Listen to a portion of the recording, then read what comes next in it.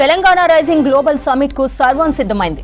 Summit sessions కోసం ఒక main hall తో పాటు మరో 3 హాల్స్ ను సిద్ధం చేశారు అధికారులు. మెయిన్ హాల్లో సమ్మిట్ ఓపెనింగ్, ఎండింగ్ ప్రోగ్రామ్ తో పాటు సెషన్స్ జరుగుతాయి. మెయిన్ హాల్ కు రైట్ సైడ్ లో మరో 3 హాల్స్ ఏర్పాటు చేయగా వాటిలో సెషన్స్ మాత్రమే జరగనున్నాయి. ఈ 4 హాల్స్ లో 2 రోజుల్లో మొత్తం 27 సెషన్స్ నిర్వహించనున్నారు. సెమినార్ హాల్స్ పై గ్లోబల్ సమ్మిట్ నుంచి మరింత సమాచారం శ్రీశైలం అందిస్తారు. తెలంగాణ రైజింగ్ గ్లోబల్ సమ్మిట్ ప్రధాన హాల్ దగ్గర ఉన్నాం మనం. ఇందులోనే రేపు ఓపెనింగ్, అదేవిధంగా ఎల్లుండి ఎండింగ్ కార్యక్రమం ఉంటుంది. ఇది మెయిన్ కాన్ఫరెన్స్ హాల్గా లేకపోతే మెయిన్ హాల్గా దీన్ని ఎస్టాబ్లిష్ చేశారు. దీనికి అనుబంధంగానే ఇంకొక 3 సెషన్స్ కోసం ఇంకొక 3 హాల్స్ని రెడీ చేశారు. ప్రజెంట్ ఇది మెయిన్ హాల్.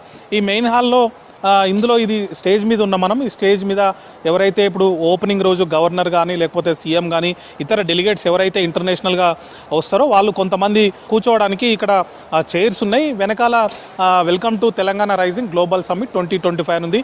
దాని మీద మన ఎల్ఈడి స్క్రీన్లోనే మన తెలంగాణ రాష్ట్రంలో ఉన్నటువంటి టూరిజం ప్లేసెస్ని ఉండే విధంగా ఇక్కడ వాళ్ళు ఎల్ఈడి స్క్రీన్లో అమర్చారు. ఒకసారి మనం అబ్జర్వ్ చేయొచ్చు. దాని కాకతీయ కళాతోరణం కానీ లేకపోతే చార్మినార్ కానీ లేకపోతే రామప్ప దేవాలయం కానీ ఇట్లా మనకు ఏవైతే కొన్ని తెలంగాణ రాష్ట్రంలో ఉన్నటువంటి టూరిజం స్పాట్స్ని ఎలివేట్ చేసే విధంగా ఇక్కడ ఎల్ఈడి స్క్రీన్ను అమర్చారు. దానికి 2 వైపులా కూడా వెల్కమ్ చేసే విధంగా నమస్కారం పెడుతున్నటువంటి చిన్న ఎల్ఈడి స్క్రీన్స్ ఉన్నాయి. దానికి లెఫ్ట్ సైడ్లో అంటే వేదికకు రైట్ సైడ్లో తెలంగాణ తల్లి విగ్రహాన్ని అమర్చారు. అదేవిధంగా అవసరానికి అనుగుణంగా వాడుకునే విధంగా 2 వాళ్ళు మైక్స్ ఉన్నాయి. దాని పక్కనే మనం చూడవచ్చు తెలంగాణ తల్లి విగ్రహం ఉంది. రేపు వచ్చినటువంటి డెలిగేట్స్కు కనిపించే విధంగా ఎస్టాబ్లిష్ అయ్యే విధంగా ఈ విగ్రహాన్ని వేదికకు కుడివైపు హాల్లో ఉన్నటువంటి వేదిక కుడివైపుకు దాన్ని అమర్చారు. దాని తర్వాత కింది భాగంలో మనకు కొంతమంది డెలిగేట్స్ ఎవరైతే ఇంటర్నేషనల్ కానీ లేకపోతే మెయిన్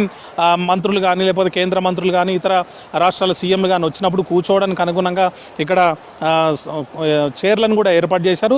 దాని వెనకాల ఇతర వివిఐపీలు వాళ్ళందరూ కూర్చోవడము, లేదంటే ఎవరైతే పారిశ్రామికవేత్తలు కానీ మైరా పారిశ్రామికవేత్తలు కానీ ఇన్వెస్టర్స్ కానీ ఎవరైతే వస్తారో వాళ్ళందరూ కూడా కూర్చునే విధంగా ఇక్కడ ఏర్పాటు చేశారు.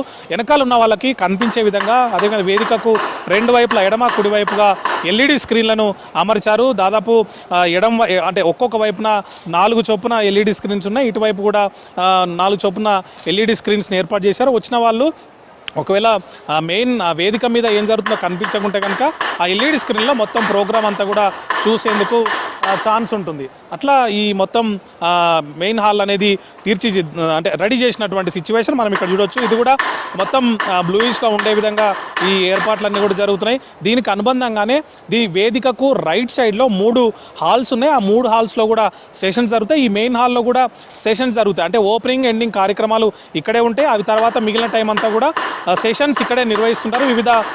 ఈ సమ్మిట్లో వివిధ దేశాల నుంచి వచ్చినటువంటి పారిశ్రామికవేత్తలు కానీ ఇన్వెస్టర్లు కానీ వాళ్ళు ఇక్కడ కూర్చొని సెషన్స్లో పార్టిసిపేట్ చేయడము, వాళ్ళు వేదిక మీద కూర్చుని సెషన్స్లో పాల్గొంటే కింద ఎవరైతే మిగిలిన వాళ్ళు ఉన్నారో ఇన్వెస్టర్స్ కానీ లేకపోతే ఇతరులు ఎవరైతే వస్తారో వాళ్ళందరూ కూడా కూర్చొని వినే విధంగా ఇక్కడ ఏర్పాటు చేశారు. దీన్ని కూడా మొత్తం గ్రీనిష్గా తయారు చేస్తున్నారు. అంటే చెట్లు, అలంకరణ మొక్కలు అవన్నీ కూడా పెట్టే విధంగా ఏర్పాటు చేస్తున్నారు. దాంతోపాటు ఈ వేదిక అంటే ఈ మెయిన్ హాల్కి ఎడమ వైపున 3 ఇంకొక సపరేట్ హాల్స్ ఉన్నాయి. దాంట్లో డైనింగ్ సంబంధించి ఆ 3 కూడా ఏర్పాటు చేస్తున్నారు. అంటే వివిఐపి లేకపోతే ఇతర ప్రముఖులు ఎవరైనా వస్తారో వాళ్ళు భోజనం చేసే విధంగా వాళ్ళకు అనుగుణంగా 3 డైనింగ్ హాల్స్ని కూడా సిద్ధం చేశారు. ఓవరాల్గా ఇది వేదిక మెయిన్ హాల్కి లెఫ్ట్ రైట్లో ఉన్నటువంటి ఇంపార్టెంట్ అరేంజ్మెంట్స్. దీనికి ఎదురుగా మనకు వెల్కమ్ టన్నెల్ ఉంది. అంటే వెల్కమ్ మెయిన్ రోడ్ నుంచి సీఎం ప్రధాన మార్గం ద్వారా వస్తారు. ఆయన వచ్చే రూట్లో కేవలం సీఎంకు లేదా ఇతర ప్రముఖులకు మాత్రమే అటు నుంచి ఎంట్రీ ఉంటుందని ఇప్పటికే స్పష్టం చేశారు.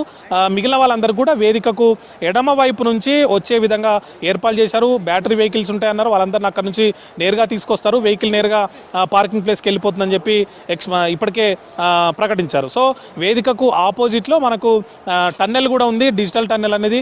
దాంట్లో తెలంగాణ రాష్ట్రం వివిధ కార్యక్రమాలు అమలు చేస్తున్నటువంటి తీరును కానీ లేకపోతే రైజింగ్ 2047 యొక్క లక్ష్యాలు కానీ దాంతోపాటు ఇప్పటికే అమలు చేస్తున్నటువంటి సంక్షేమ అభివృద్ధి కార్యక్రమాలకు సంబంధించి అదేవిధంగా టూరిజం స్పాట్లకు సంబంధించి కానీ లేకపోతే ఇప్పటికే మన దేశంలో ఉన్న మన రాష్ట్రంలో ఉన్నటువంటి హెల్త్ టూరిజం సంబంధించిన ఇష్యూస్ కానీ లేకపోతే ఇంకొక అంశం మీద దాంట్లో ఎక్స్ప్లెయిన్ చేసే విధంగా ఉన్నారు. దాని పక్కపొంటే అంటే అట్మోస్ట్ బయట వెల్కమ్ బోర్డు ఉంటుంది, అక్కడ కూడా లెఫ్ట్ రైట్ మొత్తం ఎల్ఈడి స్క్రీన్లు ఉంటాయి. వాళ్ళు తెలంగాణ రైజింగ్ 2047 గ్లోబల్ సమ్మిట్ 2025 పేరుతోని వెల్కమ్ చేస్తున్నటువంటి బోర్డులు ఉంటాయి. ఓవరాల్గా ఇది ఈ హాల్స్కి సంబంధించి కానీ లేకపోతే సెమినార్లు జరిగేటువంటి సెషన్స్ జరిగేటువంటి హాల్స్ కానీ డైనింగ్ సంబంధించి కానీ వెల్కమ్ సంబంధించినటువంటి అరేంజ్మెంట్స్ అయితే ఇప్పటికే కంప్లీట్ అయిపోయినాయి. రేపు మధ్యాహ్నం ఇక్కడే మనం నిలిచిన చోటనే ఇదే వేదిక మీద గ్లోబల్ సమ్మిట్ 2025 ప్రారంభం కాబోతుంది.